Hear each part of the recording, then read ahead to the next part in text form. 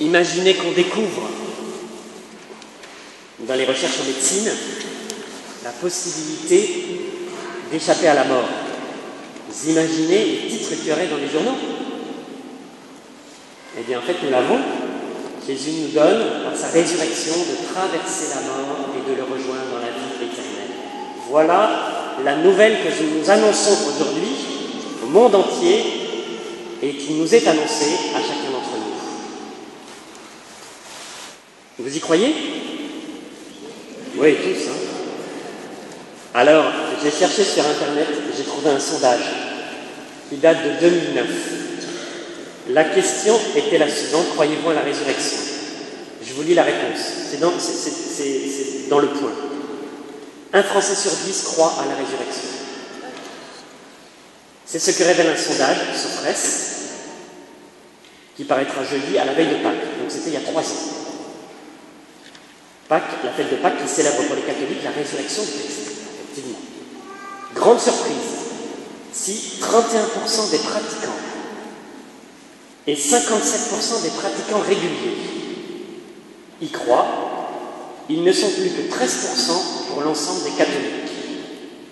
Ils ne sont d'ailleurs que 19% à la souhaiter, contre 36% pour les pratiquants et 61% pour les pratiquants réguliers.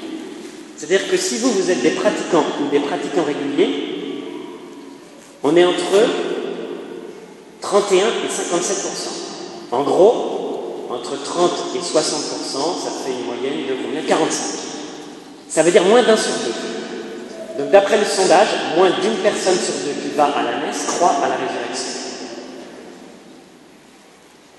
C'est étonnant, non?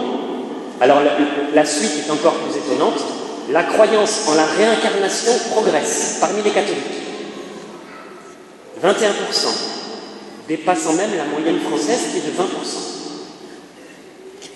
Au total, 43% des Français interrogés ne croient à rien. De même que 33% des catholiques. Et 65% des personnes interrogées se déclarent sans recours. Bref, j'ai l'impression que la nouvelle n'est pas encore parvenue partout. Vous voyez? Si dans la foi catholique, il y a des éléments centraux, il y a des éléments périphériques. Par exemple, la tradition dit que Jésus est apparu ressuscité en premier à la Vierge Marie. Mais on n'a pas la trace dans la Bible, alors on peut y croire ou ne pas y croire. Ça, c'est un élément périphérique, vous voyez. Mais si vous enlevez la résurrection de la foi catholique, alors là, tout s'écroule. Saint Paul dit, si le Christ n'est pas ressuscité, nous sommes les plus malheureux des hommes et nous sommes des menteurs. Alors c'est sûr que c'est incontournable. Et c'est la bonne nouvelle des bonnes nouvelles, vous voyez. Parce que, quelle autre bonne nouvelle pourrait-il y avoir? Une meilleure nouvelle que celle-là, c'est-à-dire qu'après la mort, Dieu nous appelle à le rejoindre dans la vie éternelle, une vie où il n'y aura plus de tristesse, plus de deuil, plus de larmes, plus de souffrance, mais simplement la joie d'être avec Dieu et avec ceux que nous avons connus et aimés et avec tous ceux qui sont sauvés. C'est quand même extraordinaire comme nouvelle. Alors, voilà notre foi. La question, c'est quelle preuve avons-nous de ce que nous avançons? Alors, je vous ai lu un évangile. Tous les dimanches, on va lire des évangiles de la résurrection. Cette semaine, il y a la messe tous les jours. Et tous les jours, on entend un évangile qui nous raconte un épisode où les premiers apôtres ont fait l'expérience du ressuscité. Et alors, ce matin, vous avez entendu comment ça se passe. Je vous résume la situation. Marie-Madeleine, très tôt le matin, court au tombeau parce qu'elle voudrait terminer l'ensevelissement de Jésus, qui s'est fait dans la précipitation et qui n'a pas été bien fait. Et elle arrive et elle trouve la pierre qui est enlevée. Il fait encore nuit.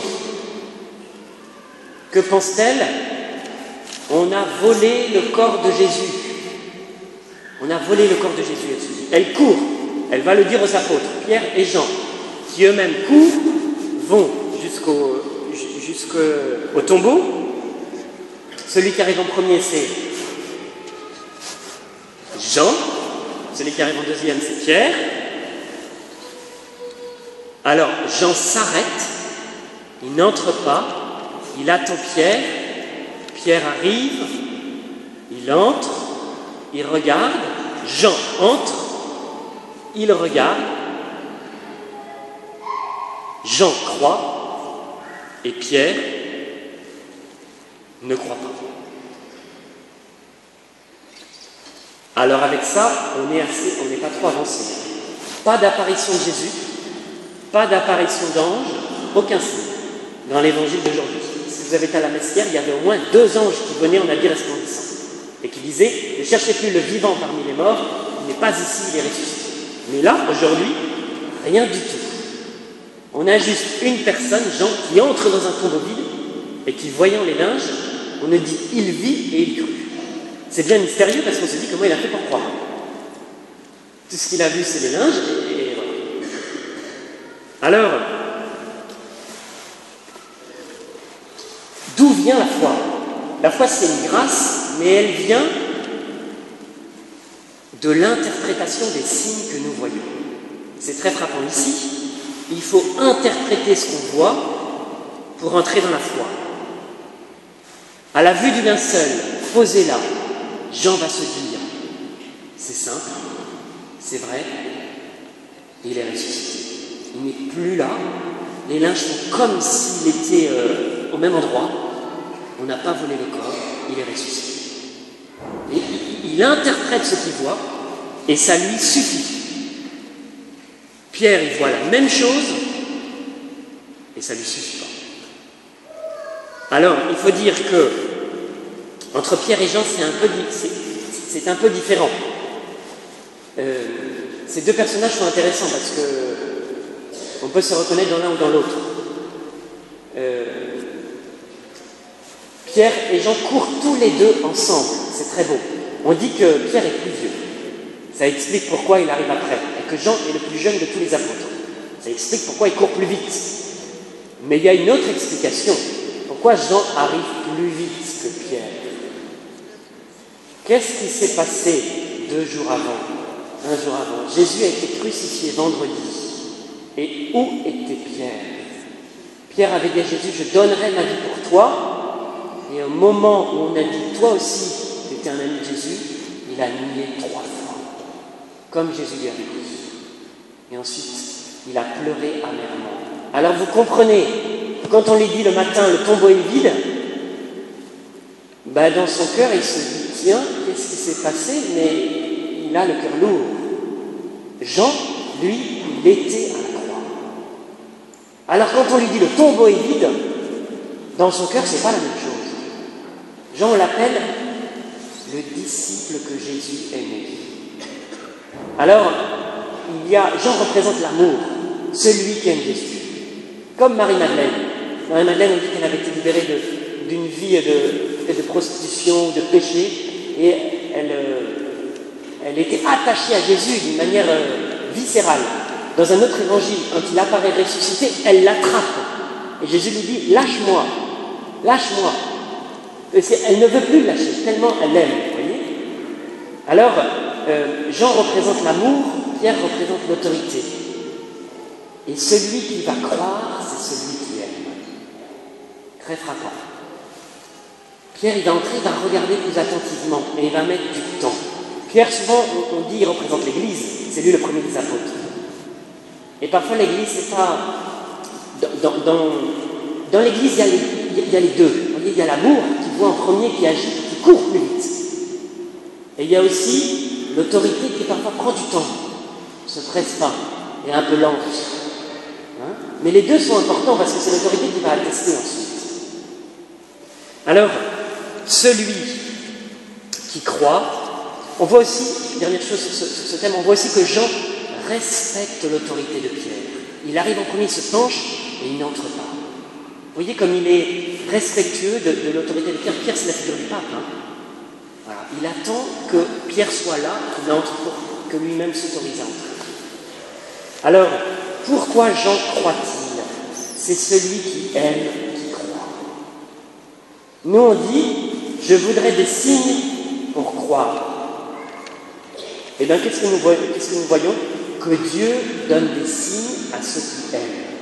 C'est ceux qui aiment qui comprennent les signes. Est-ce que Jésus ressuscité est apparu à Pilate? Non. Est-ce que Jésus ressuscité est apparu à Hérode? Non. Jésus ressuscité est apparu aux apôtres qui l'ont aimé. Dans la lecture, la première lecture du livre des Actes des Apôtres, il est écrit, Jésus, il lui a donné de se montrer, Dieu lui a donné de se montrer, non pas à tout le peuple, mais seulement aux témoins que Dieu avait choisis d'avance, à nous qui avons mangé et bu avec lui. À ceux qui l'ont aimé, vous voyez, aimé et connu. Du coup, plus on aime, et plus les petits signes nous parlent. Et moins on aime, et moins on voit les signes. Dieu ne peut nous donner des signes, et on dit « je ne suis pas convaincu ». Il y a cette phrase de Jésus qui dit « quelqu'un pourrait ressusciter d'entre les morts ?» Il ne serait pas convaincu. Alors si nous voulons entrer dans la foi, dans la résurrection, il faut s'approcher de Jésus, il faut l'aimer, et alors les signes deviennent parlants. Voyez, on peut les accueillir et on les comprend. Mais si on a le cœur fermé, Dieu pourrait ressusciter d'entre les morts. Jésus pourrait ressusciter, on ne serait pas convaincu. Ça ne sert à rien. Voyez. Alors pour nous, quels sont les signes qui nous sont donnés? Vous voyez, dans cet évangile, il n'y en a pas beaucoup pour nous, mais le premier des signes, c'est la foi des apôtres. C'est le plus solide. Jésus avait choisi 12 apôtres qui n'étaient pas des gens spéciaux, qui étaient des gens ordinaires. Certains étaient des pêcheurs, des gens simples. D'autres étaient plus instruits. Il y en avait qui étaient collecteurs d'impôts. Jean était probablement prêtre. Bref, un groupe, on pourrait dire, assez normal. Et ces 12 apôtres, l'un d'eux va trahir, va se pendre, il en reste 11. Et ces 11 apôtres qui, après la résurrection de Jésus, au moment de sa mort, ont peur, s'enferment, ne sortent plus. Quand ils vont voir Jésus ressuscité, on voit qu'ils vont avoir du mal à croire. Mais à force, ils vont entrer dans la foi, ils vont recevoir l'Esprit Saint, et que vont-ils faire? Ils vont donner leur vie. Ils vont passer, pour Pierre, du reniement au martyre. Comment c'est possible ça? Que celui qui avait renié, celui qui avait eu peur, donne sa vie et meurt martyr à Rome en l'an 64 après Jésus-Christ. Et tous ils vont mourir martyrs, sauf Saint Jean. Tous, ils vont donner leur vie, eux qui avaient peur des Juifs, après ils ne vont plus avoir peur. Comment ça se fait? Comment c'est explicable que d'un coup, ils changent comme ça, qu'ils donnent leur vie et que cette parole arrive jusqu'à nous? Premier des signes, la foi des apôtres, sur laquelle nous pouvons nous appuyer. Deuxième des signes, l'Écriture. L'Écriture qui avait annoncé comment Jésus allait mourir, ce que Jésus allait faire, comment il allait mourir. Peut-être 800 ans avant la venue de Jésus, il y avait un texte du prophète Isaïe qui décrivait ses souffrances et la mort de Jésus comme s'il les avait sous les yeux. Étonnant, non? 800 ans avant Jésus. Et ce qui va se passer comme Isaïe l'avait annoncé. C'est ce que dit aussi les Actes des Apôtres. Je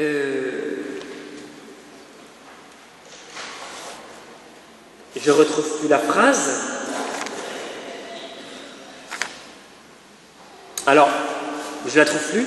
Il dit ainsi, c'est à lui que tous les prophètes rendent ce témoignage. Vous voyez, ce que Jésus a fait était annoncé par les prophètes.